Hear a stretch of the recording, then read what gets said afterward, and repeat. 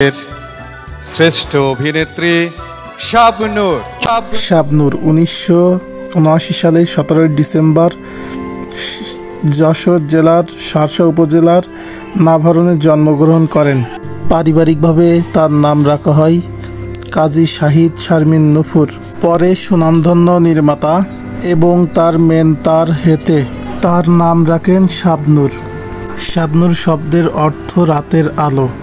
শাবনূরের পিতার নাম শাহজাহান চৌধুরী। 3 ভাই বোনের মধ্যে সবচেয়ে বড় তিনি।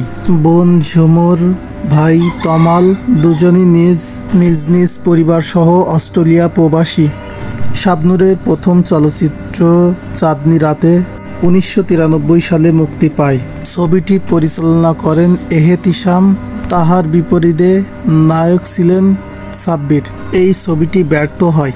পরে চিত্রনায়ক সালমান শাহর জুটি বেঁধে 14টি চলচ্চিত্রে অভিনয় করেন, যার প্রায় সবগুলো ব্যবসায়িক মানদণ্ডে সফল।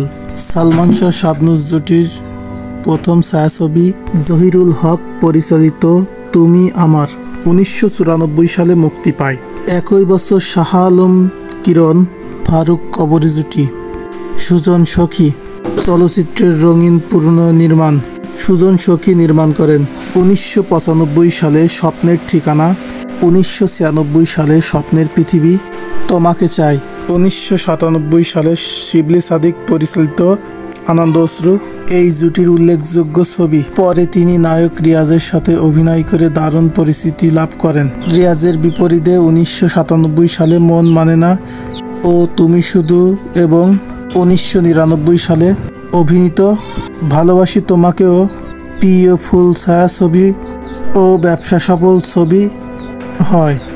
পাশাপাশি তিনি অভিনেতা ফেরদাউসের সাথেও সফল হন। এছাড়াও তিনি মান্নার সাথে শাকিব খানের সাথে অভিনয় করে সফল হয়েছেন।